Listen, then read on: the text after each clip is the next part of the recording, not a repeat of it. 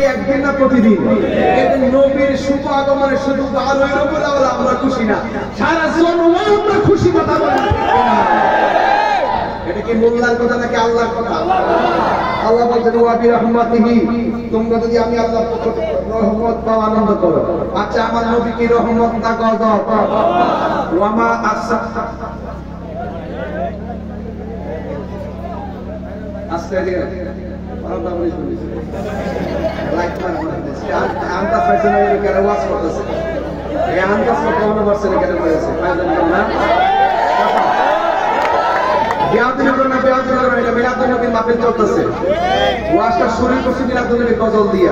শুধু মুখে মুখে নবী কইলে চলতো না। 63 বছর নবী আপনার সাথ দিয়া গেছে, তাও পালন করতে হবে। আমি আসলে আজকে ফিনিশিং দিয়া যাব, একবার বলছি কোরআনের উপর আলোচনা থাকবে ইনশাআল্লাহ। কানা গেলে কষ্ট দিতে যাবে না, যে লাইট করছে মাফ করে দেন। এবার আসেন নবীকে রহমত না গজব? আল্লাহ বলছেন ওয়া মা আরসালনাকা ইল্লা রাহমাতাল লিল আলামিন। আল্লাহ রাব্বুল আলামিন বলেন আমি আপনাকে গোটা পৃথিবীর জন্য রহমত বানায়া প্রেরণ করেছি। শুধুমাত্র তাই নয়, আল্লাহ রাব্বুল আলামিন নিজে বলে দিয়েছেন আলহামদুলিল্লাহি রাব্বিল আলামিন। আল্লাহ রাব্বুল আলামিন আর আমার নবী হলো রাহমাতাল লিল আলামিন। আল্লাহ যতটুকু নিরিয়ার রব, আমার নবী হলো ততটুকু রহমত। আপনারা জবান খুলে রহমত বানাইছে কে? এই জন্য আল্লাহ বলছেন তোমরা রহমত পাইলে আনন্দ করো। এই জন্য আমরা খুশি উদযাপন করি। এই জন্য আমি ওয়াজের শুরুতে আপনাদের কাছ থেকে কিছু টাকা তুলছি মিলাদ নবীর মাহফিলে। আল্লাহর হাবিবের প্রিয় সাহাবী হযরত আবু হুরায়রা রাদিয়াল্লাহু তাআলা আনহু বলেছেন মান আনফাকা দিরহামান আলা কিরাআতি মাউলিদিন নবী সাল্লাল্লাহু তাআলা আলাইহি ওয়াসাল্লাম কানা রাফিকি ফিল জান্নাহ।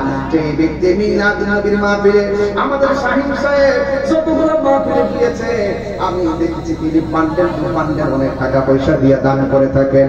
এই জন্য যুবক ভাইরা এই মিলাদ নবীর মাহফিলে দান করলে আমার নবীর সাহাবী, যেই সাহাবী এখনো নবীর পাশে মদিনাতে আছে না না হজ করছেন নি, হজকে করছেন নি, মদিনায় গেছেন নি, হাত তোলেন না। দেখছেন নি কবর রওজা মুবারক আসেনিও, পাশাপাশি আসেনি। এত কাছাকাছি সিদ্দিক আকবর জায়গাটা পাইছে, নবীনপুরে পাইছে। হ্যাঁ নবীনপুরে পাইছে নাকি মহব্বতে পাইছে? মহব্বতে জায়গা পাওয়া যায়, মহব্বতে দিদার পাওয়া যায়, মহব্বতে আল্লাহ রাসূল পাওয়া যায়। কথা বলেন ঠিক কিনা? এই জন্য সিদ্দিক আকবর বলেন যে ব্যক্তি মিলাদ নবীর মাহফিলে 1 দিরহাম পরিমাণ টাকা দান করবে, ওই মানুষটা আমি আবু বকরের সাথে, আমি আবু বকরের সঙ্গে জান্নাতে আমার বন্ধু হয়ে যাবে। নবীর প্রিয় সাহাবী হযরত আবু বকর সিদ্দিক, নবীর প্রিয় সাহাবী সিদ্দিক, ভালোবেসে শুইল পাশে, ভালোবেসে শুইল পাশে, যাইয়া দেখো মদিনা মদিনা মদিনা, আয়াসে গমিনের ঠিকানা, বলো মদিনা মদিনা দিনের ঠিকানা। দিদার চেয়ে কাটো তোমরা, দিদার চেয়ে কাটো তোমরা, ও না নবীর দেওয়ানা, মদিনা মদিনা আসে গো মুমিনের ঠিকানা। জোরে জোরে কে আল্লাহু আকবার বলা যাবে না? আমার নবী আপনার নবী রহমাতুল লিল আলামিন দুনিয়াতে সব আগমন করেছেন। মা আমেনা বলে আমি দেখলাম রবিউল আউয়ালের রাতের বেলায় 11 তারিখ দিনগত রাতের বেলায় আমি দেখলাম আমার নবী বলে বাম দিক দিয়া একটা নূরের জ্যোতি বের হয়েছে। আমি দেখলাম কিছুক্ষণ পরে আমার সামনে সর্বজাত একটা নূরের পুতুল কপালটারে নাকটারে লাগাইয়া সর্বপ্রথম স্লোগান দিতেছে আল্লাহ ছাড়া কোনো মাবুদ নাই। আল্লাহ ছাড়া মাবুদ আমি নবী হইলাম আল্লাহর রাসূল। এই জন্য লা ইলাহা ইল্লাল্লাহ হলো ওয়াহদানিয়াতের স্লোগান, আর মুহাম্মাদুর রাসূলুল্লাহ হলো রিসালাতের স্লোগান। এই জন্য আমার নবী আপনার নবী স্লোগান দেওয়ার পর আমি একটু নবীকে ধরতে গেলাম, ওই মুহূর্তে ৬০টা মহিলা, একটা মহিলার নাম হলো হাজরা, আর একটা মহিলার নাম হলো হাওয়া, আর একটা মহিলা হলো মরিয়ম, আর একটা মহিলার নাম হলো আসিয়া। আমাদের সমাজের ভিতরে অনেক মহিলা আছে, স্বামীর নির্যাতন আছে না নাই? এই জন্য আমি আমার মাদেরকে বলবো, মা আসিয়া কিন্তু ফেরাউনের সংসার করেছে, কিন্তু দিনের বেলা কাজ করেছে, রাতের বেলা ইবাদত করেছে, একজনের জবান বলে কোন তিনি কে? আমার সমাজের ম্যাক্সিমাম মা বোনদের ঘরে অশান্তির মূল কারণ তারা ইবাদতে নাই, কথা কোন ঠিক কিনা?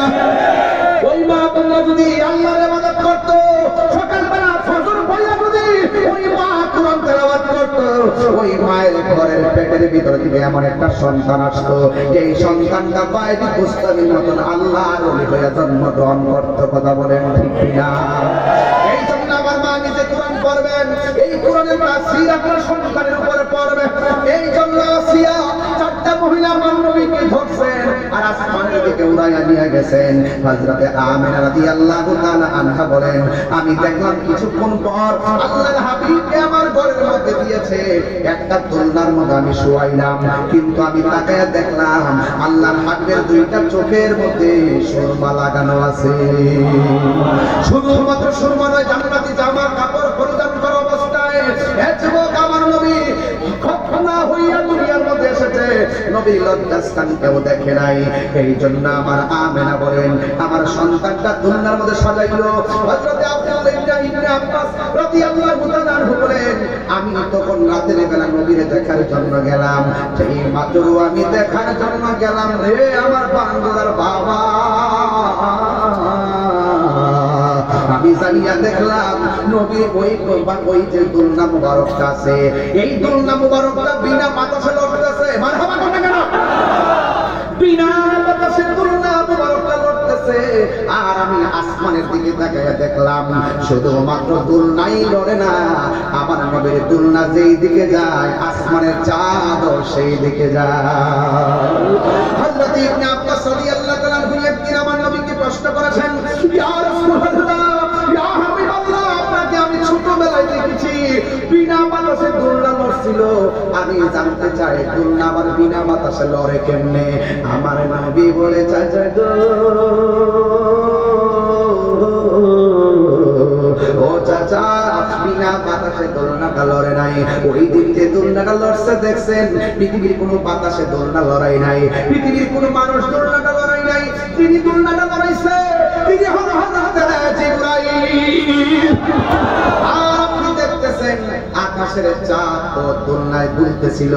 আল্লাহ রাব্বুল আলামিন ওই দোলনার খেলার সময় পৃথিবীর কাউকে আমার খেলার সাথী বানাই নাই, আমার আল্লাহ রাব্বুল আলামিন আকাশের চাঁদকে খেলার সাথী বানায়া দিয়েছে। জোরে জোরে কি আল্লাহু আকবার বলা যাবে না? চিৎকার করে আল্লাহু আকবার। এ যুবক, আমার নবীর চেহারা এত সুন্দর, নবীর চেহারা মুবারকটা এত সুন্দর রে বাবা, নবীর চেহারা মুবারকের দিকে তাকালে মনে হয় যেন আকাশের চাঁদ হার মেনে গিয়েছে। এই জন্য আমার যুবক ভাইরা, কি দিয়ে ওয়াজ বুঝাবো?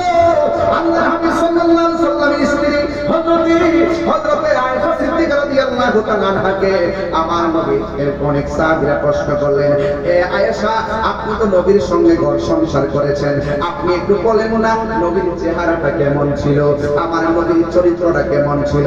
আয়েশা সিদ্দিকাকে বলছে, আয়েশা, আপনি বলুন না আমার নবীর চরিত্রটা কেমন ছিল? আয়েশা সিদ্দিকা বলেন, গোটা কোরআন শরীফটাই আমার নবীর চরিত্র, কোরআনের মধ্যে যেমন কোনো কলঙ্কের দাগ নাই, আমার নবীর জীবনে কোনো কলঙ্কের দাগ নাই। শুধুমাত্র তাই নয়, আয়েশা সিদ্দিকা বলছেন, আয়েশা, নবী কেমন সুন্দর, ওই মুহূর্তে আমার নবী আপনার নবীর স্ত্রী সবচাইতে সুন্দরী স্ত্রী ডাক দিয়া বলে, পৃথিবীর মানুষ শুনে যাও, আল্লাহর হাবিব কেমন সুন্দর ছিল জানুনি? আরে ইসুফ আলাইহিস সালাম যখন মহিলাদের মধ্যে শিখেছে, ওই মহিলারা ফল কাটতে যায় ইসুফ নবীর সৌন্দর্য তরিকা আমি একটা ফলাইছে টের পাই নাই। আর ওই মজলিসের মধ্যে যদি আমার নবী যাইতো, ইসুন নবীর চাইতে আমার নবী এত সুন্দর, ওই মেয়েরা যদি ওই মুহূর্তে আল্লাহর হাবিবের চেহারা যদি তারা দেখতো, তারা ফল খাইতে আনন্দ ছোট কাটতো না, কলিজাটা কাইটা টুকরা টুকরা কইরা ফলাইতো, যারা পরিমাণ কোনো টের পেত না। জোরে জোরে কি আল্লাহু আকবার বলা যাবে না?